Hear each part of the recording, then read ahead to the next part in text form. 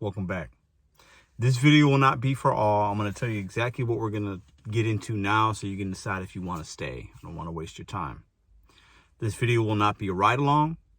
I'm not giving you any Doordash tips or tricks. If you like to come to this channel for that, I do have a lot of other videos. That stuff will happen from time to time. But yesterday I went live for a little while. We had a good time. Shout out to everybody that came in. And I said some things that I think will be missed by most people that watch this channel. And I wanted to talk about that a little bit today. I wanted to talk about how you have to activate yourself. You have to activate you. When is it time to deactivate DoorDash, Uber, Instacart, Lyft, Roadie, Curry, and activate and engage you in a way that you can make more sustainable money, more long-term money, and have even more freedom and flexibility? Because a lot of us come to the apps for that, which is true. Let's talk. Most of you guys that have come here know my journey. For all the new people that have been coming in today, yesterday, last week, you've missed a lot of videos maybe. There's so many, it's hard to keep up. I started in the gig economy full-time almost 2 years ago.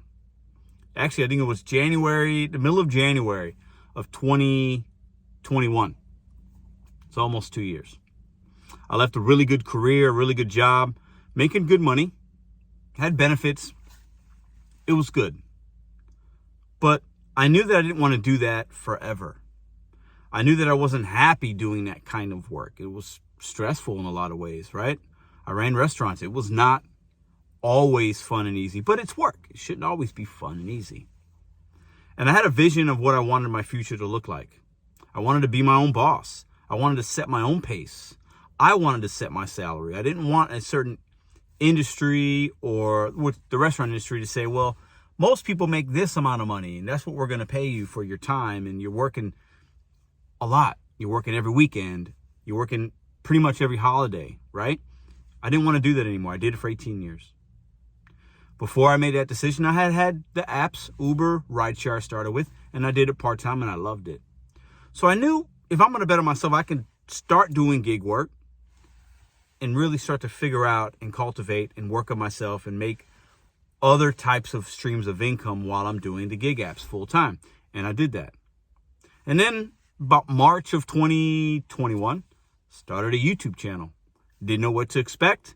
We've been really lucky. I've worked hard at it, but we've been really lucky. Thanks for watching. And we got that monetized. Took us a little while, got it monetized. We make money on YouTube for the ads that you'll see in videos and various other ways. I will have a video coming up soon. I'm not sure how I'm going to do it yet, but I've decided to do it. And I'm going to share with you my YouTube journey, how much I've made in a year and a half on YouTube. Because some people think, yeah, you really don't make that much.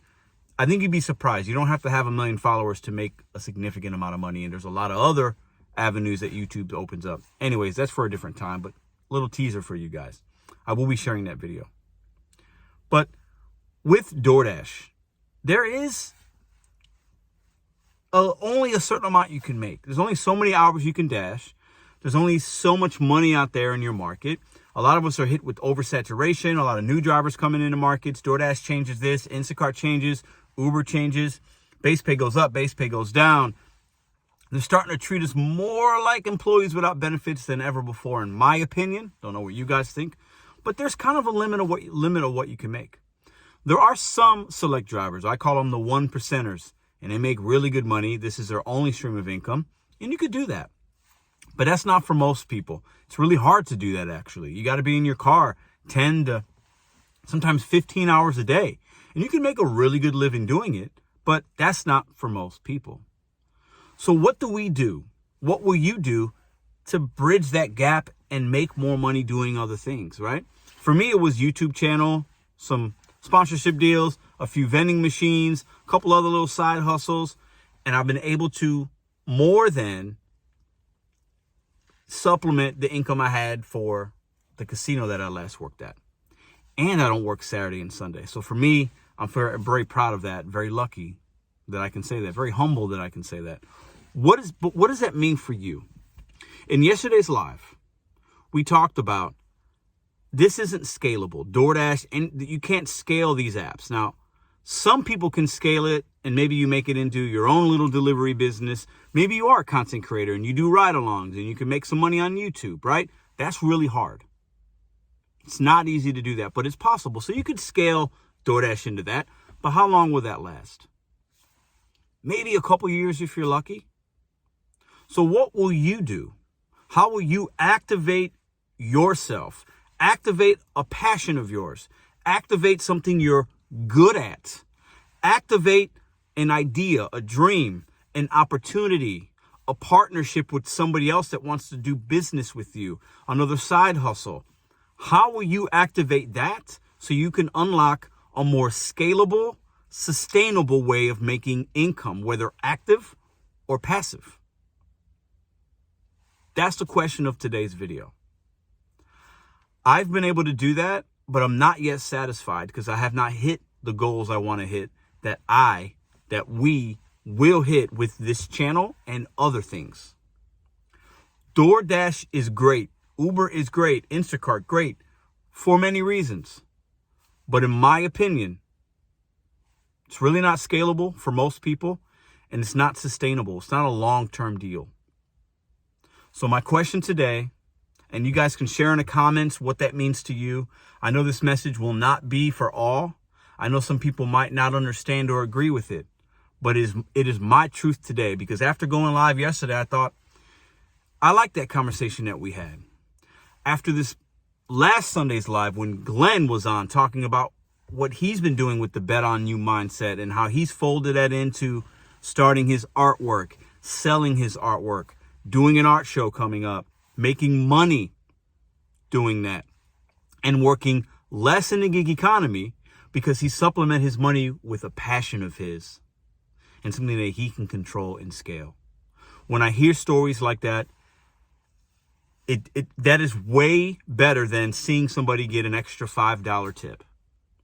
Now, those things are great, but there's more opportunities out there for you if you seek them, and you have to try.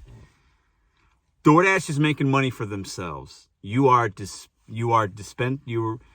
will find somebody else to deliver the McDonald's, right?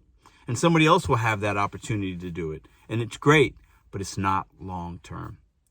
A lot of you guys know that. Some of you that are new might not, because you're just starting DoorDash and you're in the honeymoon phase. It's a good way to make money, in my opinion, part-time.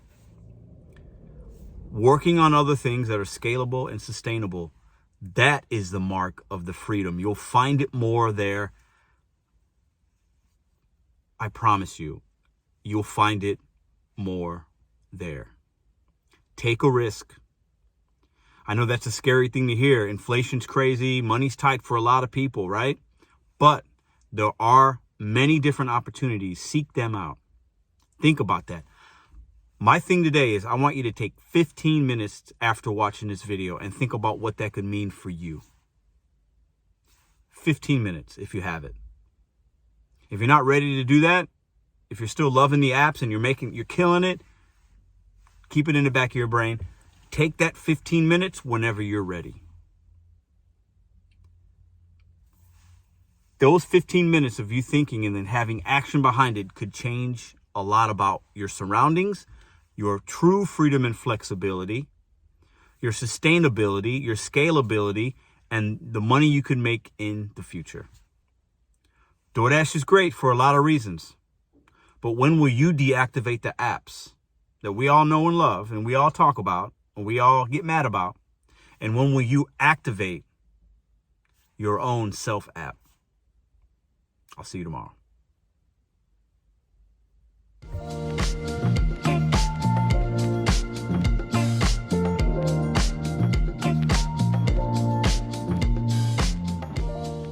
If you like this video or others, check out this one here. Consider hitting subscribe. Let me know what you think in the comments.